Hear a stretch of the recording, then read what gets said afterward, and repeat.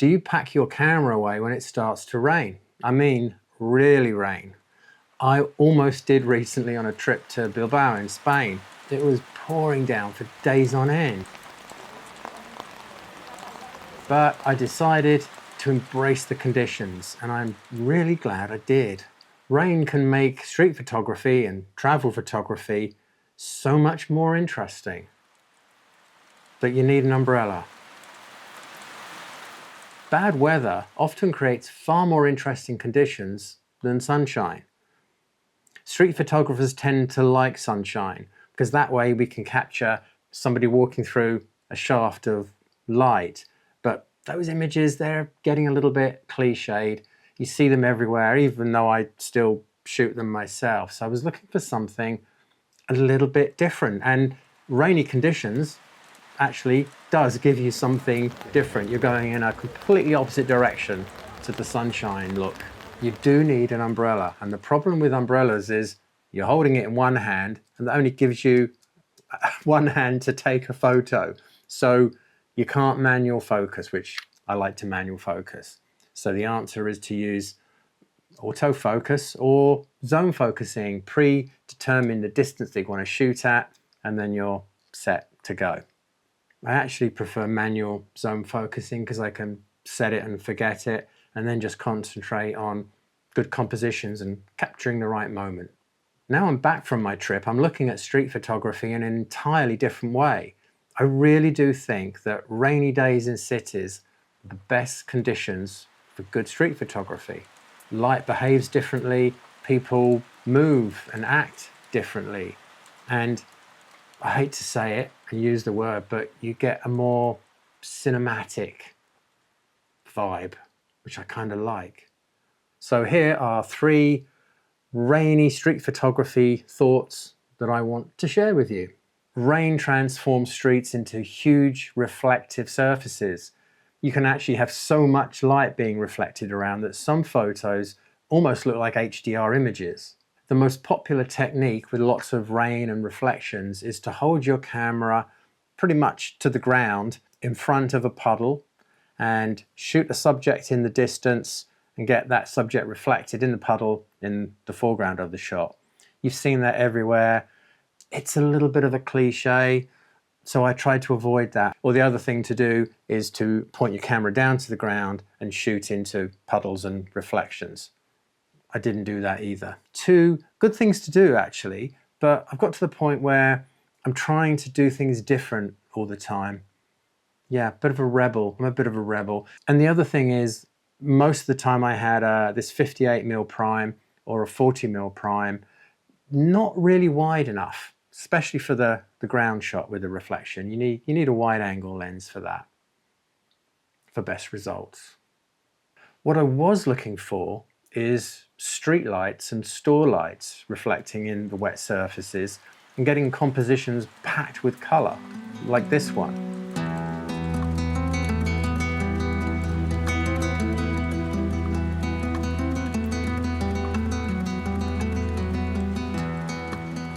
This photo was shot in Leon, a few hundred kilometers west of Bilbao. I'm showing it as an example of using a diffusion filter. It does a great job of really spreading the light and reflections and enhancing the colors, and you get lovely highlight roll-off too.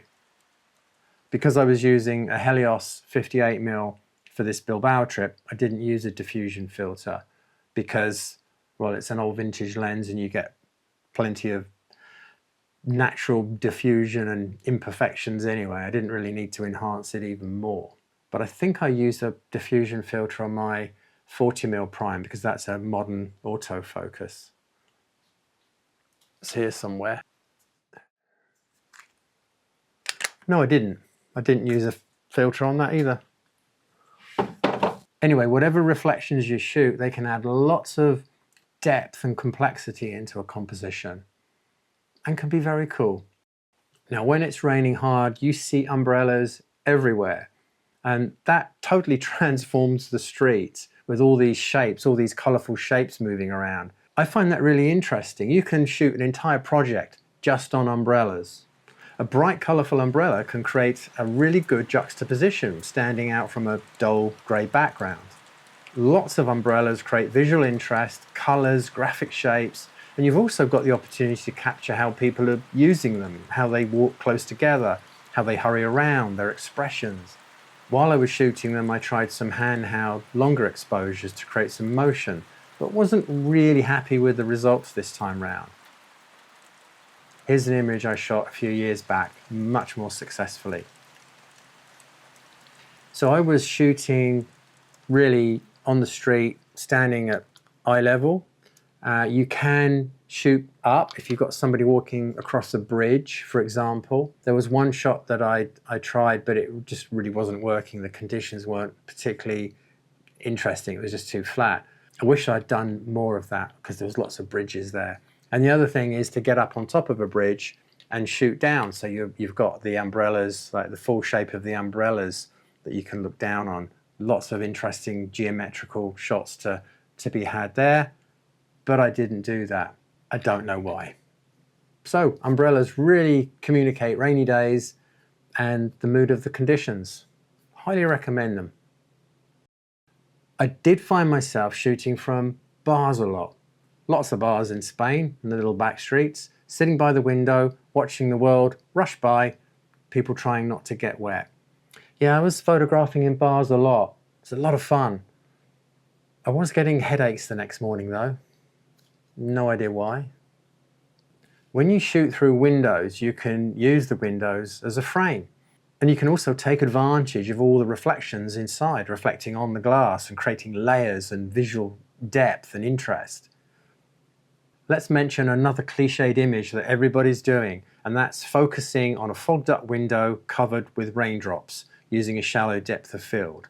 Saul Leiter did this, and now everybody else does it. But I didn't. Instead, I chose to shoot longer handheld exposures and blur people with their colourful umbrellas. I wanted to capture the urgency everyone has when it's raining hard. So photographing in the rain is all about patience and observation. Actually, all street photography is, so I don't know why I said that. But there are a few things that you'll probably need to make life easier. The first is, well, an umbrella really helps. The second is a microfiber cloth to keep your lens dry. And third, what's the third thing? I thought of a third thing and now I've forgotten. A lens cap. You should have your lens cap on your lens all the time anyway, but certainly when it's raining. So rain adds reflections, atmosphere, umbrellas, and human behavior you don't actually see when the sun's shining. So next time it rains, grab that camera, go out and embrace it. Thanks for watching.